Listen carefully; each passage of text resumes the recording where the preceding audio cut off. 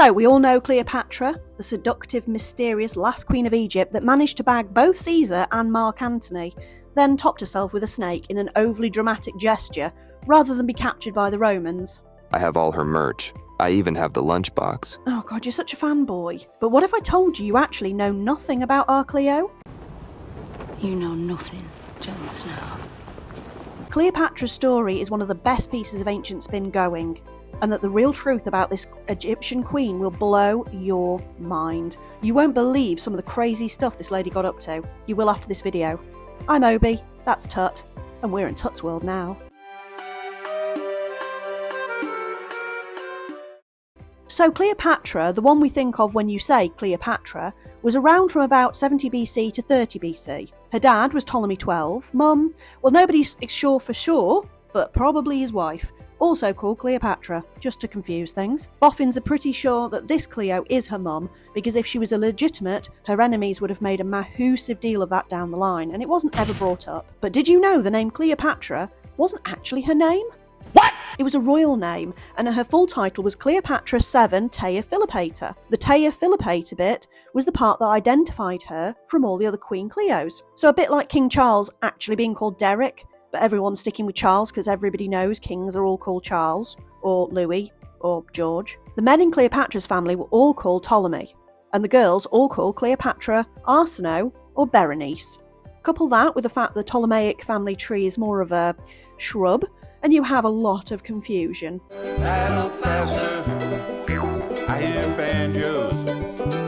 Incest, a game for the whole family. Her name Cleopatra means famous in her father, and Tea Philippata means father-loving goddess. Poor lass, imagine your dad being so full of himself he calls you Claire that really loves her old man, princess. She wasn't the only Queen Cleopatra. It's a pretty common name back then actually. There were 7 Cleopatras holding the title of queen before her, and even Alexander the Great's sister was also called Cleopatra. It's a Greek name, not Egyptian.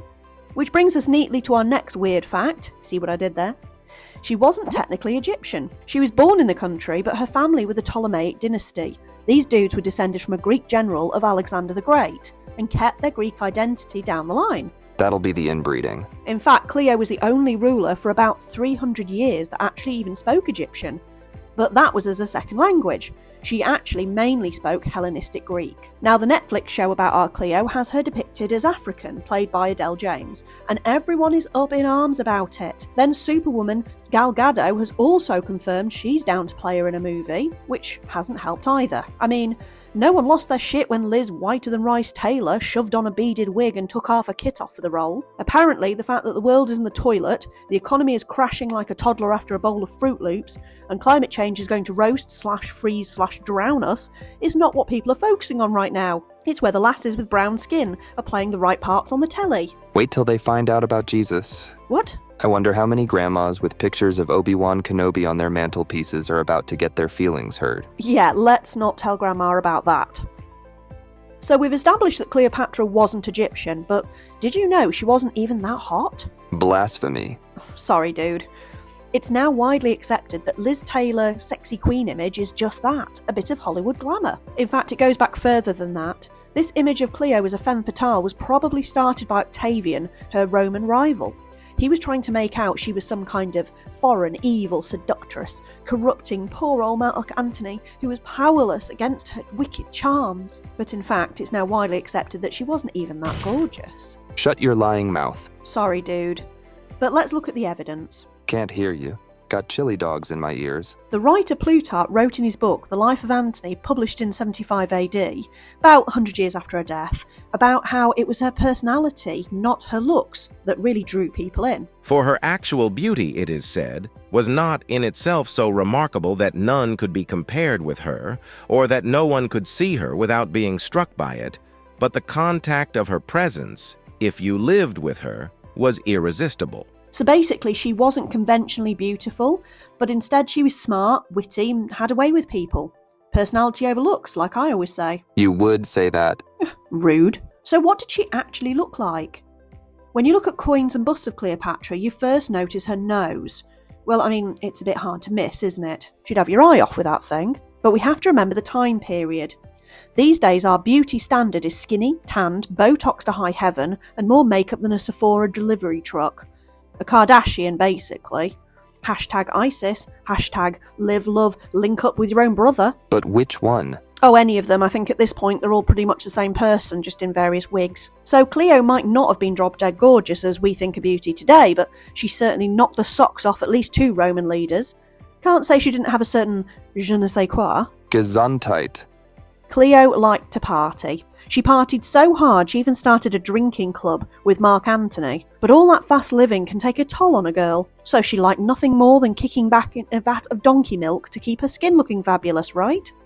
Nope, not true. I mean, that is a lot of donkeys to milk. Exactly, and not even Cleo had a herd of donkeys just knocking about in case she fancied a dip. In fact, it was Emperor Nero's wife Poppaea Sabina that liked her baths of the semi-skimmed variety.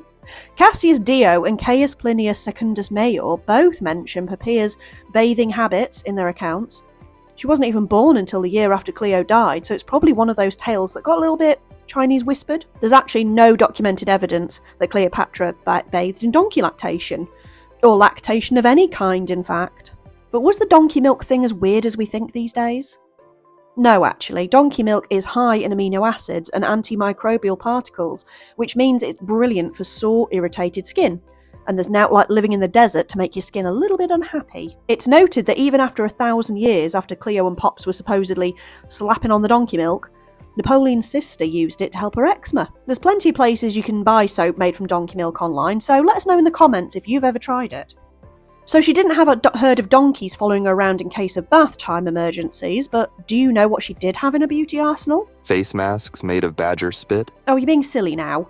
No, there's no badgers in the Nile. She had a perfume factory in the city of Themius, which was discovered in 2015. Excavations found kilns used to make perfume bottles, equipment, and amphorae with the remains of the ingredients still in them. Researchers have been able to pinpoint these ingredients, which included myrrh, olive oil, cinnamon, and cardamom, and would have been worn as like a thick resinous oil, a lot thicker than today's perfumes. You can see pictures of cones on people's heads in tomb paintings, and it's believed that these cones were actually perfumed wax, which would have melted and given off a scent. The most popular perfumes were Medicean, a sweet and spicy perfume, and Metopian, a more woody and earthy smell. These perfumes were all the rage with the nobility, so it's extremely possible that Cleo also dabbed on this scent too. In fact, she loved perfume so much that apparently she had a ship covered in it, including the sails, so when she went to hook up with Mark Antony, he could smell her coming a mile off. Bit like being downwind from a Lush shop. Exactly. You can navigate a shopping centre just using the smell of Lush as a guide. Tell me you haven't known exactly where you are once you get a whiff of that store. But a researcher called Mandy Aftel reckons that Cleopatra wouldn't have had the scents that just anybody would be wearing, so she would have made her own in a personal workshop. Now that's fancy. Now, here's one for all you science nerds out there. Picard, of Star Trek fame, actually stole his line from Cleopatra. Make it so, Mr. LaForge. Make it so. In 1904, a papyrus was found in a mummy case where it had been recycled as part of the case.